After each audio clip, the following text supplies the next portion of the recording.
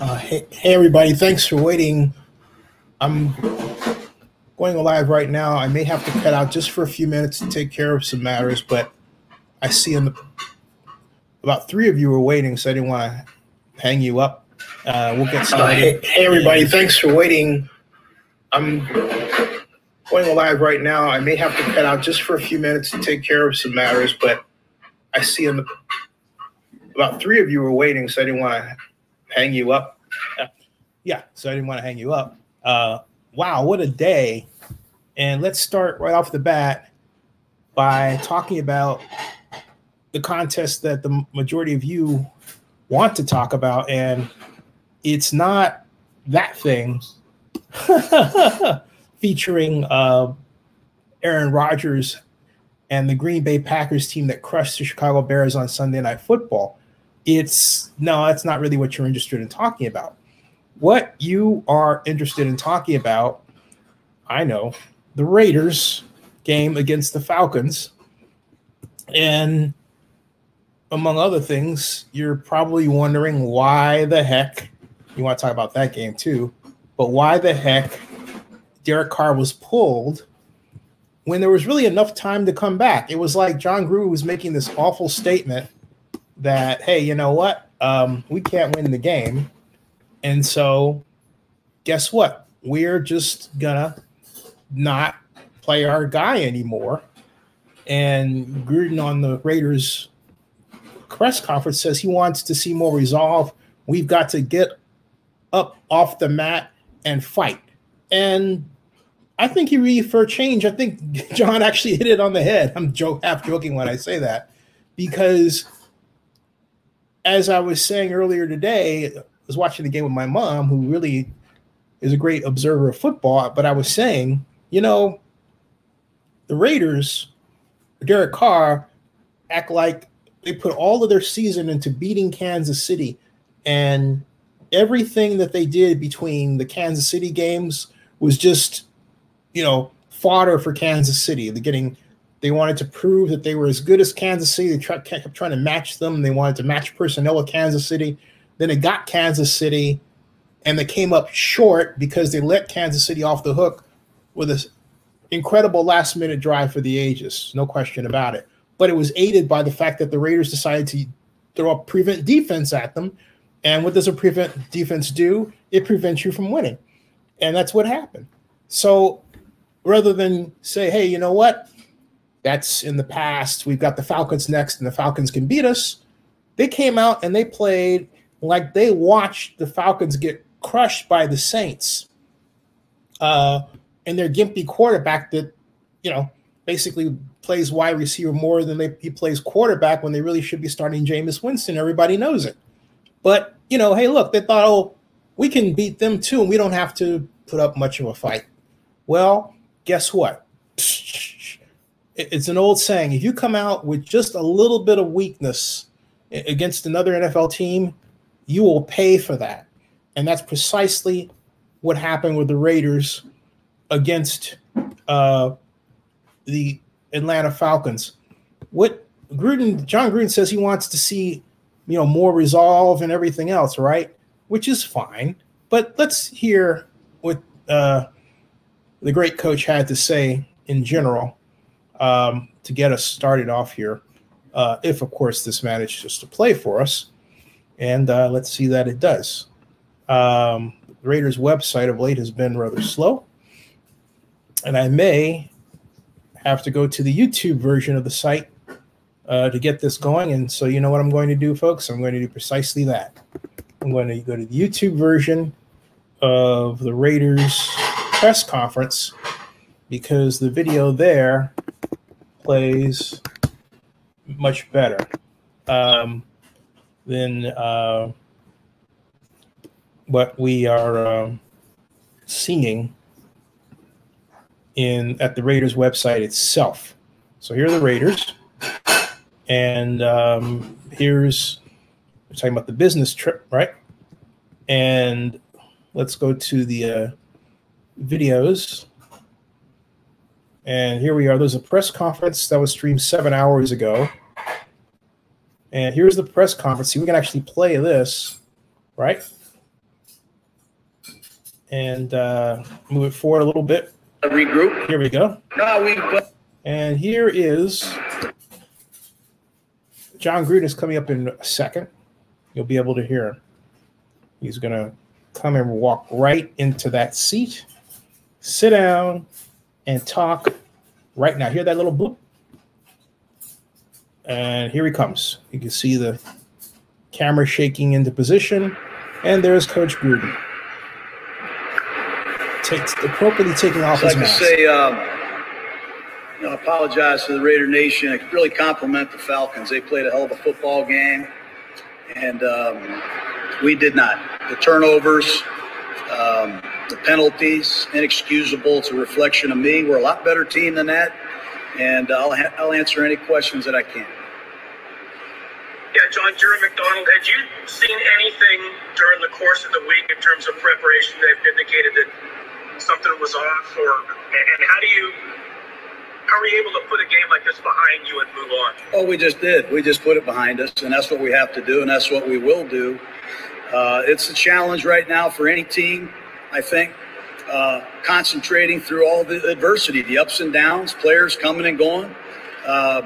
There's some things you got to fight through, but when we got hit in the mouth, I think with the 4th and 1, the stop, then we fumble the next play. We've got to get up off the mat and fight back better as a coaching staff and as a football team, and that's something we got to take a look at. Like I said, it's a reflection of me, and I apologize to the Raider fans. Hey, John, penalties, like you said, it was another issue today. Have you noticed a trend with that at all? Is a particular issue what's leading to those, or is it random? No, we've like I said, we've been pretty good to this point. We've had a couple games where we have been penalized, roughing the passer, roughing the kicker. We had some holding calls, illegal hands to the face. You fall behind in the down and distance. You give teams free shots. It's a recipe for disaster, and that was what you saw today.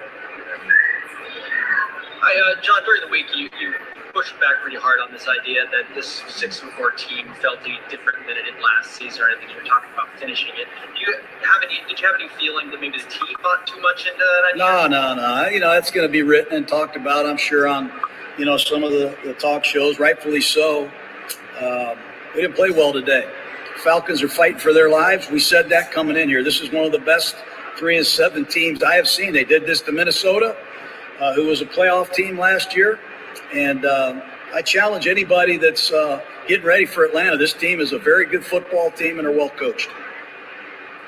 John, these guys got to Derek a decent amount today. What was the biggest issue with pass protection today? Well, we obviously had issues everywhere. It didn't help when Jalen was a scratch, our third down back. Not making any excuses. We're playing with some linemen that have been moving around. There's plenty of excuses we can make. But I credit Atlanta.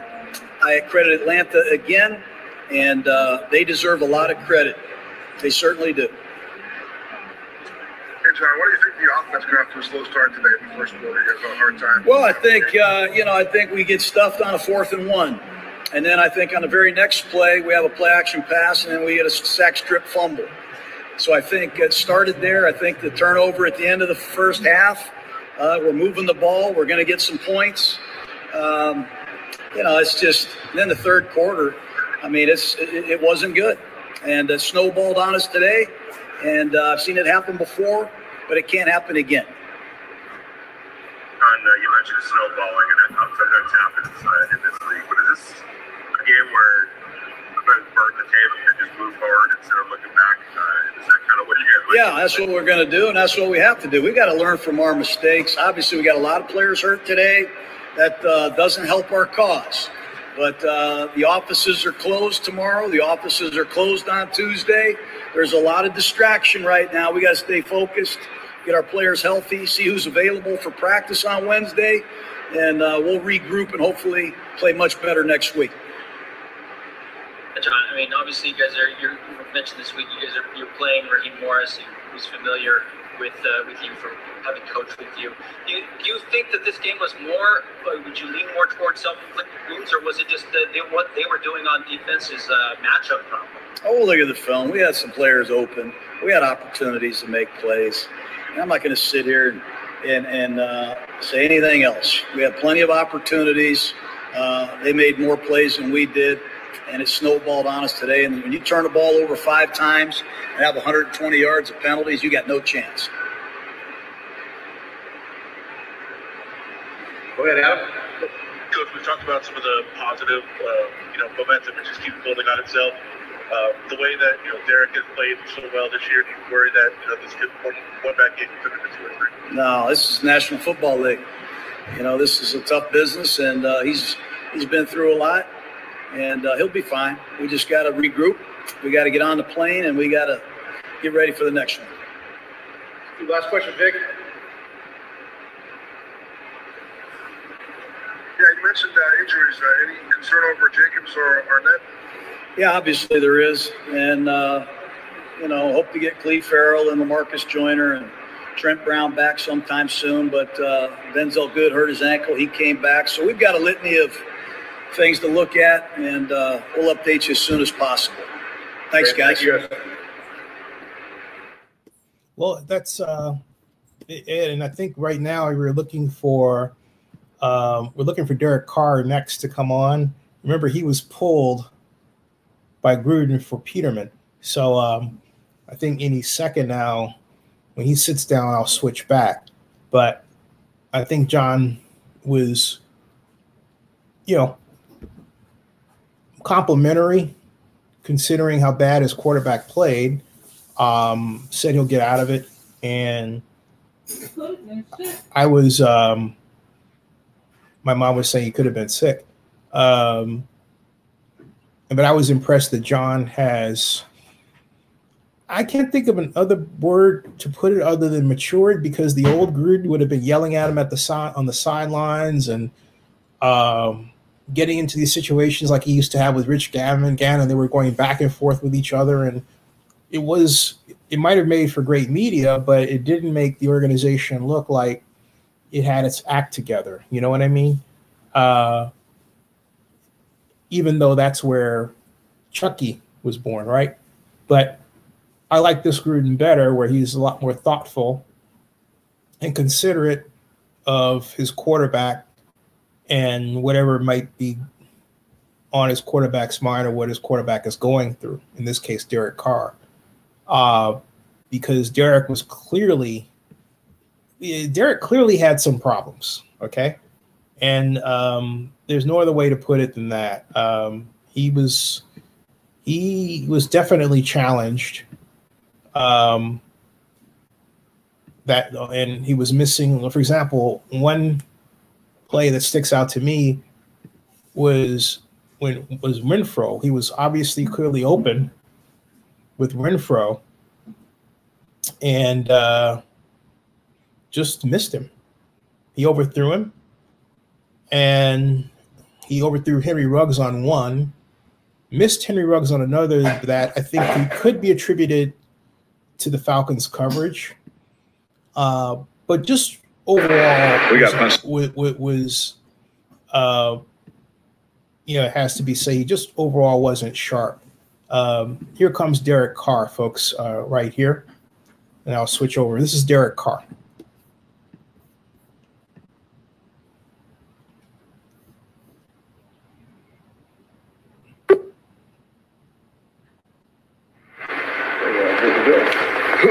Okay, guys, Derek Carr. Hey, Derek, Jerry McDonald. It seemed almost like from the very outset, something was off today offensively. Is there anything you can pinpoint at all? Did it feel that way? It absolutely felt that way. I didn't think, personally, we had our best week of practice. Personally thought we were a little flat. Clearly, that was the case in the game. And anytime you turn the ball over like that, you're not going to win football games. That's very rare. Percentages are really low. So, that I haven't felt this way in a while. So it's a gut punch for sure. You were asked about it during the week. Did it feel like last year came up against the Jets? You had a similar thing we called? Yeah, absolutely did.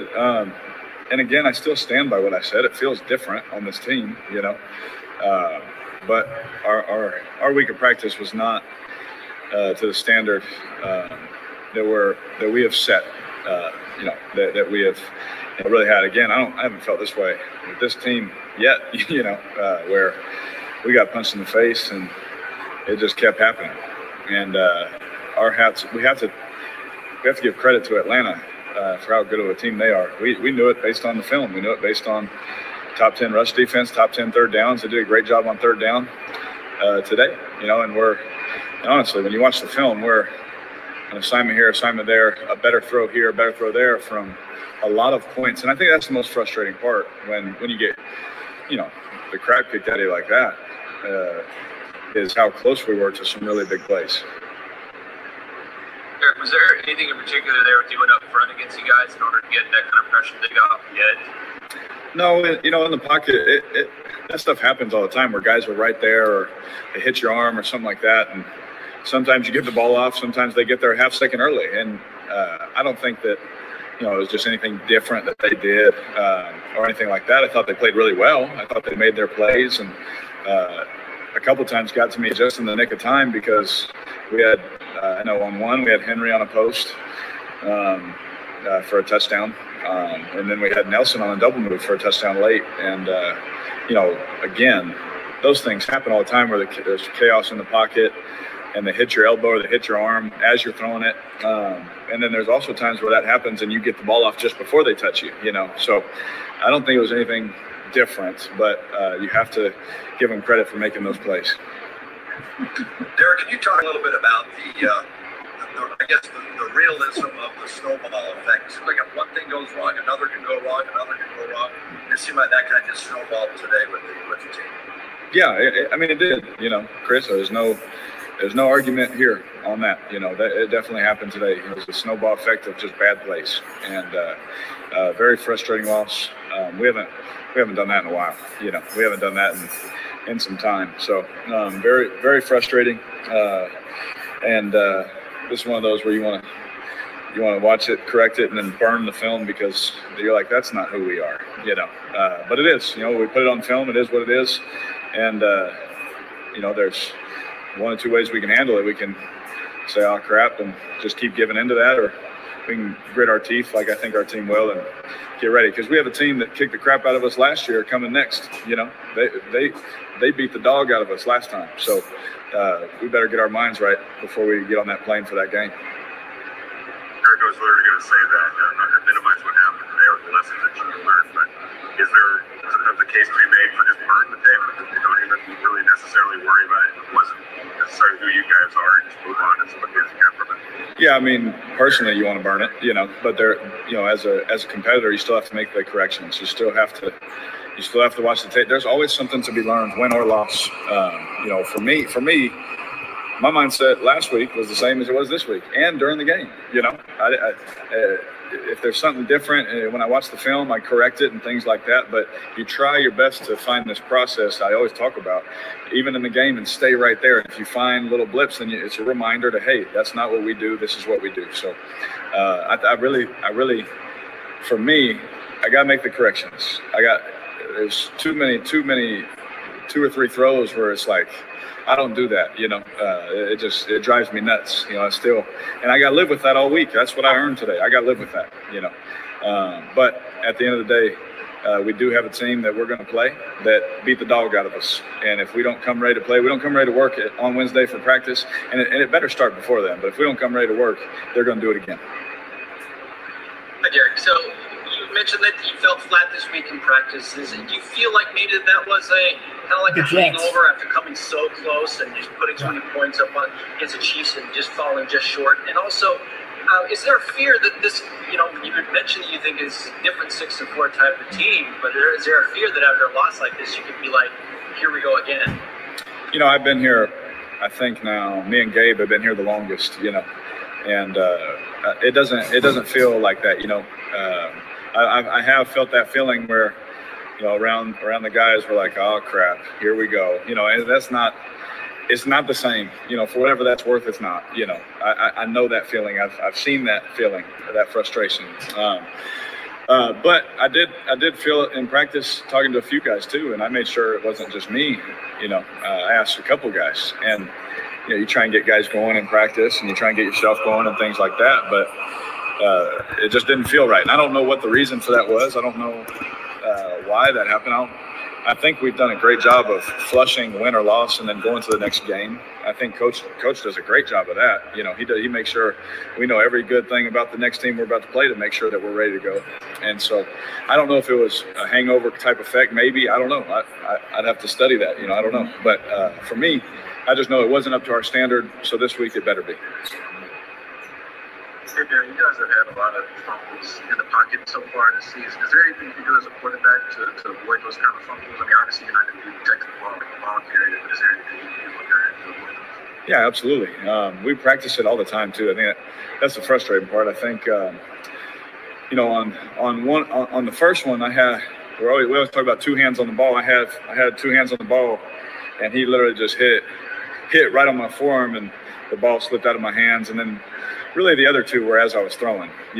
One was I never saw the last two guys. I never saw them. Those things, you don't want them to happen, but they happen. But anytime I can see the guy, I try my best to get two hands on the ball, and I should have took that ball to my chest. That was a bad play. Bad play by me on the first one. The other two, I got to get the ball out quicker. It's definitely not my line's fault. They've been doing a heck of a job. So I got to do a better job of stepping up and making my read happen faster. Hey, Derek, because of the increase in COVID cases, the NFL determined that teams can't go back to their facility either Monday or Tuesday. I'm just curious, are you concerned that you're not going to be able to get together as a group and look each other in the eye for the next 2 days and kind of sort it over? Or is that just going to go on virtually or on the phone? Or, it's a different setup than it would normally be to bounce back. Yeah, again, Jerry, this is like it's one of those things we don't know how to really deal with this. We never had to deal with this. I mean that we've never had to deal with this before in my time in the NFL, and probably in your time covering the NFL. This is unheard of kind of stuff. And it's pretty interesting that we can't go in the building. I understand that they're trying to make us and our families as safe as possible, and we appreciate that. But as a football team, especially after something like this, you want to get back to work. You don't want that taste in your mouth for a couple of days. But honestly, for us, maybe it's a good thing. A lot of guys can reflect. A lot of guys can watch the tape and really see, if it was their best effort, and if practice was their best effort. And we do a really good job of washing stuff away, win or loss. We get on the plane and we do what we do. And, I think that we have a better group for sure than what we put on tape today, but our fans deserve better than what we did today. Our organization deserves better than what we put out there today. That was a bunch of trash. Thank you, Derek. All right. Thank you. Well, so, folks, you heard him say that. You heard Derek Carr express his view that he said that it was a bunch of trash, but I can't. There's one other thing that I want you to see that had a big factor in the game. Wait a minute, here's Hunter Renfrow. Hold on a second. Here's Hunter Renfrow. Hey, Hunter, Jerry McDonald. You guys have been so good and so efficient for almost the whole season. Is it almost shocking to see the way you guys kind of came apart today? Like you're never able to get in sync? Not necessarily shocking. I mean, they're a professional football team just like we are, and I didn't feel like we showed up. I think the way we kind of it just kind of one thing after the other, whether it was a flag we got or a turnover. We just never really got it going. And I thought the defense played pretty well, especially early. They gave us a chance, but yeah, offensively, we just have to play better. And it was surprising a little bit because we know we're better than that, and we have a lot of good players. And so we'll just have to get back and get better. Derek talked about maybe it wasn't your best practice week last week, the team itself in particular. Did you get a sense that there was maybe a letdown in practice last week that kind of walked into this kind of a situation? Not necessarily. I think every week is different. I think we have a lot of guys that are trying to get better. And that's kind of the standard we've set. It'd be easy to kind of say, yeah, we had a bad week of practice. What happened? This is why this happened. And maybe Derek saw something that I didn't. He's got a better kind of handle on everything than we're just in the receiver room, and he's got a good temp of the whole offense. So maybe he's got a little bit perspective than me, but I didn't think so. And if we did, then hopefully we could have seen it and say, all right, well, the week was this week, and flush it, and we're gonna have a good game. So the general feeling seems to be that the Raiders, though they came into this game 6-4, it felt completely different this season than it did last year. How do you? Is there a fear that with a loss like this, it could be, oh, here we go again? And how do you guard against that? I don't think there's a fear because we control it. I think we have a lot of really good guys in our team, a lot of football character guys. I know we cliche and we talk about it a lot, but we control our destiny, and we really do. It'd be one thing if I was scared because I didn't know the type of people we had in the room, whether they're going to fold whenever it get tough. But I really feel like we have a really good group of guys, and it does feel different this year. It really does. And we'll keep saying that, and we just got to finish better than we did last year. But we just got to flush it and have a good week next week.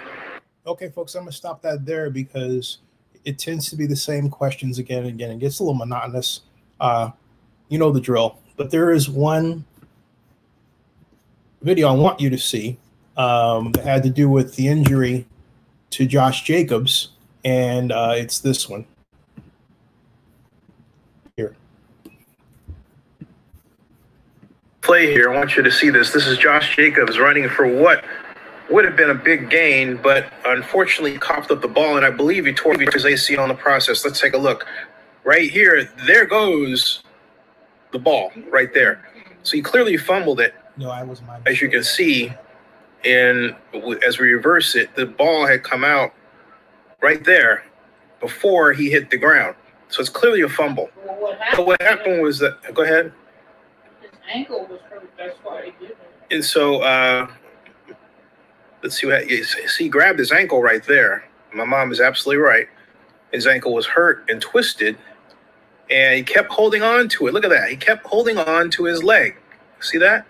He kept holding on to his leg. So when he came off the field, yeah, they shouldn't wrap him around the ankle. When he came off the field, this is the play as it happened. Okay.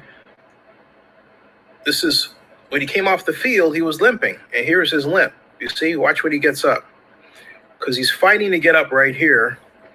All right. And then he's looking at his ankle where the fellow had grabbed it. Yeah, and he's limping on that ankle that the Falcon player grabbed. Okay. Ricardo Allen. See, he's limping off, all right? And this, again, is what happened. He comes to the line, all right? He jukes, and then right here as he gets tackled, the man doesn't let go. He hangs on to his ankle. He pulls him, and see he's pulling, and he's still pulling it right there. Look at there. Look at where his toe is. Look at his toe, folks. See? And he strains it. It's like he's twisting it, and the ball comes out, all right? That was number 37 with the Falcons who did that. And, folks, if you take a look at that play, also, Josh Jacobs, I believe, coughed up that ball because his ankle was grabbed and twisted. And, no, it wasn't a torn ACL, as I had said, and my mom corrected me and another viewer corrected me. It was clearly his ankle, but it's also clear that Ricardo Allen grabbed him and twisted. And I have to say this, the Falcons under Raheem Morris have played a lot. They've got more of the dirty bird in them. And I'm not saying that myself. Other people have said that. And I remember Dante Fowler, the linebacker that was really drafted by the Jacksonville Jaguars, was playing, I think, his first game with the Falcons this year, and he stuck out his foot and tripped somebody. And he hit them in a place where he could injure them pretty good. The Falcons have a lot more plays like this that I contend they have decided to play dirtier in an effort to win and establish a reputation as bad boys like they had many, many years ago. And that's just my observation. I'd be happy to hear yours. But that game, to me, was the trap game for the Raiders. And then now here come the New York Jets, right? And it's a very weird season because you've got, wow, the coronavirus, you have all these schedule changes. We don't know where this virus came from. We've got, now you can't go to your building Monday or Tuesday. Think about it. You're getting a routine, and then now this week you can't go to your building Monday or Tuesday, which means everything that you do has to go right back to the home where you were doing these practices. They call them virtual practices on the computer, right? Yikes. So it's no wonder the New England Patriots are suffering. It's no wonder that we're having breakout teams, but also teams that have offenses that are hard to defense, that have coaches that are great teachers are coming to the top, like Kansas City. You know, I think this season really emphasizes just how good a teacher a coach is or is not. And right now we're seeing the Raiders are sort of right in the middle of the pack, you know. Hey, Mom, do you have a thought about the game? Not really. Not really. Because I'm just a little too sleepy. Yeah, my mom has been a trooper, recovering from the holidays, and so. But as you heard her on the tape before, she smartly recognized that it was an ankle problem. So Mom has watched a lot of football. She's also a great observer of NBA basketball. One of the best. I kid you not. I have to get her on video one day. So we've got now, I don't know if anyone saw this next game, but I did. And the guy on the front, Tom Brady, is the focus here. And let's see if we can get the Tampa Bay Buccaneers press conference to see what Tom Brady's comments were after a bad game. Okay, I mean, it wasn't a bad game. It wasn't after they let Tom Brady start to plan it out. It wasn't. Yeah, my mom said after they let Tom Brady went and got a lot of New England plays and got them. And she said Brady got a lot of New England plays. And he started playing, but she saw more of that game than I did. And I saw the tail end of it. But here's first of all, here is head coach Bruce Arians right here, and his comments regarding the outcome of the contest. I'm going to put them right here for you to see. This is Tampa Bay Buccaneers head coach Bruce Arians. Tyreek Hill obviously had a huge day and a huge first quarter. It looked like Carlton was not getting any help. What was the plan for Hill today? He had a man-to-man. You know, we tried to get a safety to him if we could. You know, you got Kelsey on the other side too, so it's a lot of weapons. But I gotta just remark that Tyreek Hill had 10 catches for 239 yards, I believe, and 3 touchdowns, something like that. Mm-hmm. Magnificent game. So that's why the question about Hill. So I just want to go back there, just so you know that. Here it goes. Good. Did play man-to-man. Patrick found him, and they made some really good plays. And it looked like you guys obviously got back in the ball game, 4 minutes to go. Just talk about the defense unable to get off the field there in the last 2 drives. I mean, we stopped the run, we stopped the pass, we don't stop the quarterback scrambling. And that was 2 big first downs. And when you have an athletic guy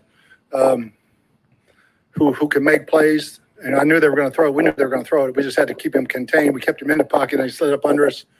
And, that was a big part of it. Thanks. All right, we'll go to Greg Oman. Hey, Bruce, offensively, I know the defense had its issues early, but offensively, it's another slow start where you have 1 first down in the first 4 drives. Well, why do you think it takes a quarter or so for this offense to catch on of lately?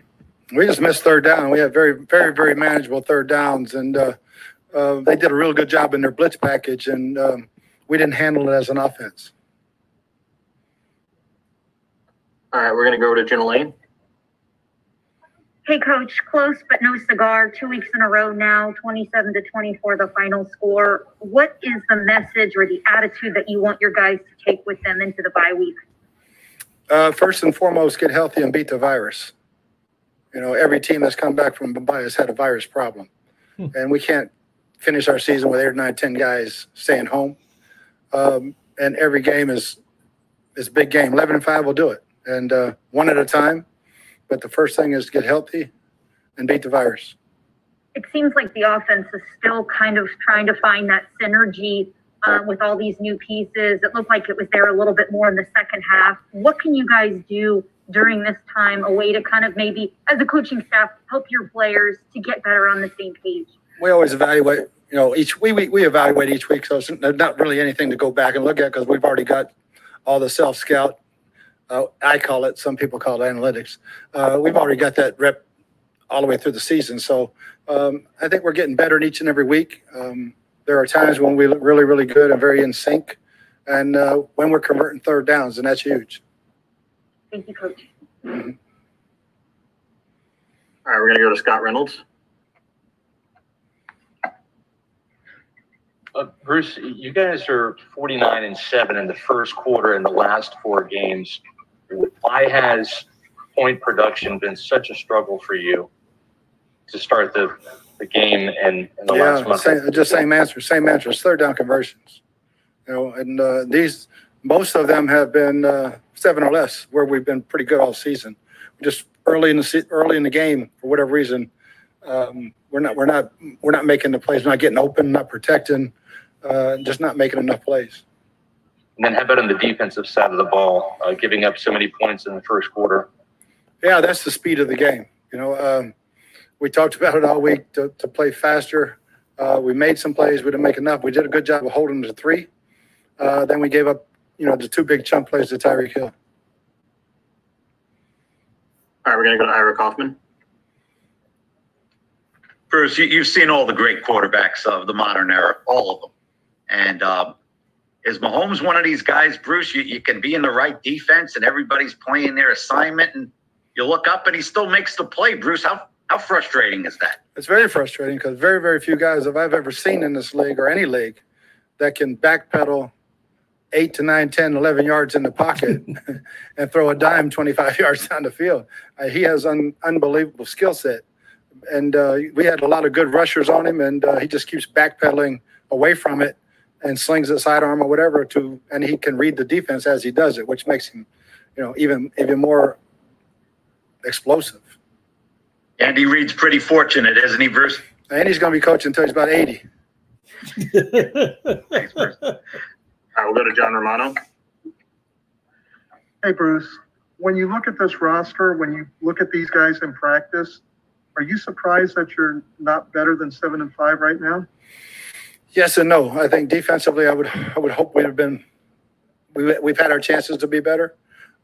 Offensively, it was going to be a work in progress all season. I thought our kicking game has been outstanding for us, which was a problem in the first game only.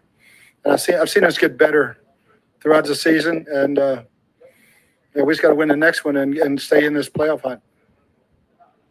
And everybody tried to hand us the Lombardi Trophy in August. You just don't throw guys out there with names. You got to practice. You got to learn to get in sync with each other. That takes time. We'll go on to go to Joey Knight.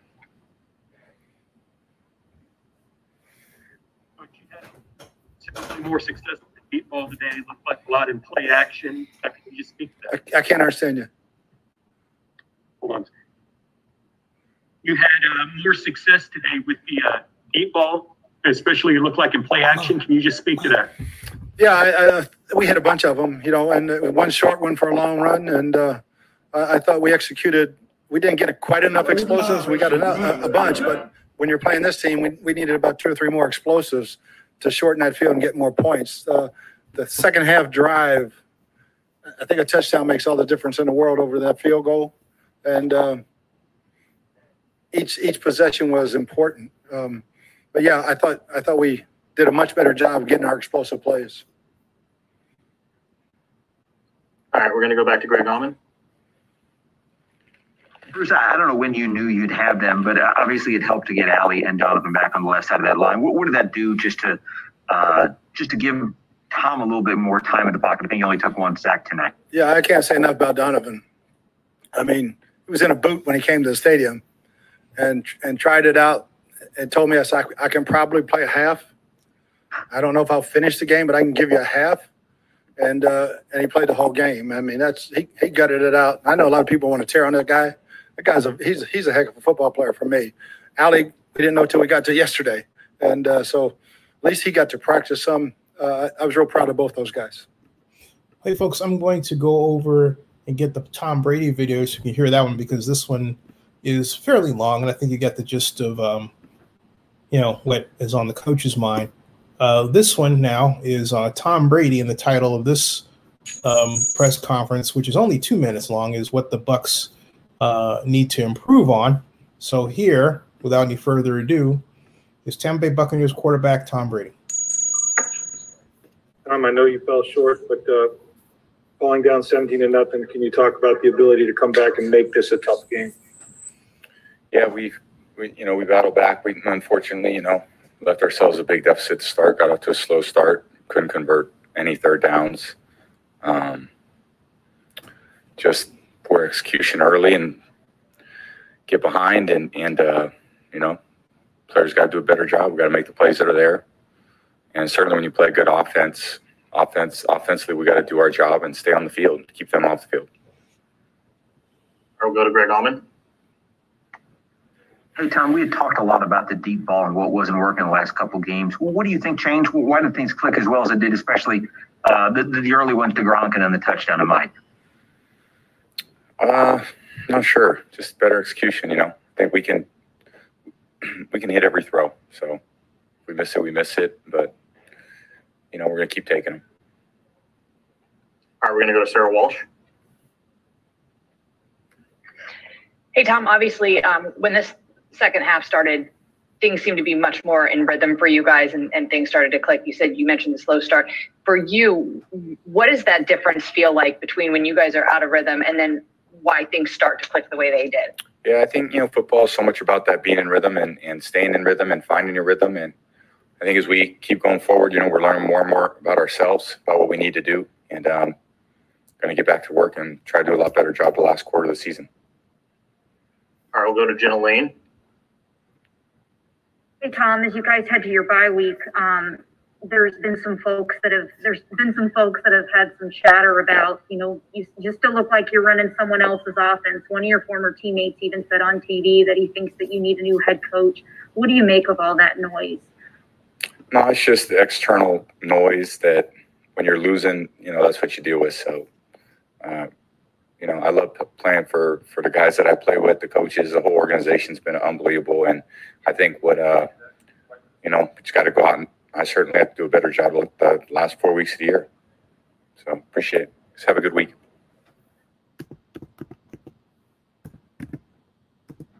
So there you go, folks. That was Tom Brady. A short press conference. Just to downplay this, I can't really say it's we still have a sweet press conference, right? But hey, the game didn't go like he wanted it to go. I want to turn back a bit toward talking about Derek Carr as we close. We've been on for 43 minutes, and what the Raiders need to do, from this point onward. And I remember the strike-shortened season of '94, and I remember when the Miami Dolphins hired a little-known but popular assistant coach, Tony Sperano, would be their head coach, who's passed away since then, rest in peace. And Sperano installed something called the wing T, and the Dolphins, who were projected by many to go 5-11, went 11-5. And I think when you're in situations like this where there's a lot of unpredictability, where the schedules aren't set, I think you need to install something on offense that people don't expect you to run or see and make that your signature. And I think the Raiders, that's just not true for the Raiders exclusively, but any team, but the Raiders in particular, because of their position, really need to sit down and say, what can we do offensively that will put our opponents off balance? And if I had to come up with an idea or suggest something, I would say something like an asymmetrical offense. They have that in their playbook, or something like a wishbone. You know, I know, and you would say a what, but that's precisely my point. Okay, because a wishbone is simple. There's a simple set of running plays. It calls for a blocking style that is tough and by accounts effective for the run, and it has interesting passes off of it. It's a nice changeup. One more thing that teams have to prepare for, something completely unexpected, that I think will help the Raiders get the running game on track, because the teams have no book for the Raiders having ran it. The Raiders could shift into it or shift out of it, and then mix it in with their other offensive plays. But every team, particularly in this situation, where you know that evaluations and practice schedules are off, you can catch a lot of teams off guard by giving them that one more thing that they have to deal with. The teams that are winning right now are the teams that are better able to scout the other teams, but also have a game plan and a match between a simple game plan, or not simple, but at least well-taught game plan, and healthy bodies at the right positions too. But they know how to adjust when the bodies go down. One of those people that didn't know how to do that were the Denver Broncos. All four of their quarterbacks couldn't start, and they didn't have a wishbone. Imagine if the Broncos had decided to go ahead and say, okay, well, you know what? That's okay. We'll just install the wishbone. But they only had a day to do it.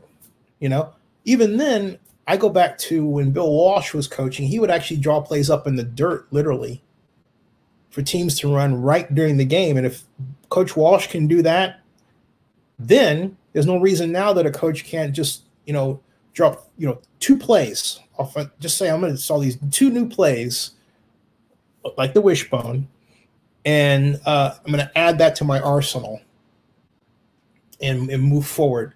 But the Broncos were they're clearly just playing out the string. And it was unfortunate that fans of NFL football were subjected to that. But, it's what the league seemed to want. I remember when I was being texted by the league, and the league said, well, they're going to have someone playing quarterback. And the game is going to go on. Well, that's what happened. And they got what they got. And it was sort of an artificial game to me, because you don't, so, but as I say, life goes on, right? Well, folks, it is 1:10 a.m. I'll see you tomorrow. I'm also going to, hey, John Marks, you just showed up. John Marks says, tough loss today. Yeah, it was a tough loss, John. As I was saying, I think the way the Raiders can bounce back is by putting something in their offense that's special, that people don't normally see, that's hard to defense. I vote for the wishbone. Also because Josh Jacobs is injured, and they need to get their running backs and the running game untracked. That'd be a nice changeup. I don't know what say you, right? But hey, John, come back tomorrow, because it's 1:10 in the morning, on 11 now, and it's 48 minutes and 49 seconds total, 49 minutes now of great live stream time and everything else. If you can hear this, maybe you can type it in real quick. What would you like to see the Raiders do to bounce back? And, what do you think the score is going to be? In fact, as I ask you that question, let me see what the line on the New York Jets game is, NY Jets, because the Jets got trounced. Oh, my Lord, look at this, folks. This was the Jets game today. They were trounced. Look at that. trounced. Oh my Lord, trounced by the Miami Dolphins. I mean, 20-3 by the well, it wasn't Tua who was the quarterback, it was Ryan Fitzpatrick, 24 39, 257 yards, 2 touchdowns, no interceptions. The Jets, Sam Darnold, 2 interceptions, 16-27, 197. And the Jets schedule here, the Raiders, 1 o'clock game. And Review Journal says Raiders need to avoid another collapse following 6-4 start. Yeah, it does seem that the Raiders always start off well, 6-3, 6-4, and then collapse. And this is beginning to feel like that time again, What time tomorrow am I coming back? Well, I've got Rick Gates on at 5, and then I'll be back later about 9 o'clock, 9:30. So tomorrow. So anyway, we'll be back, and you can chime in then. Hey, folks, subscribe to Zenny62 and bookmark OaklandNewsNow.com. And that ends this broadcast.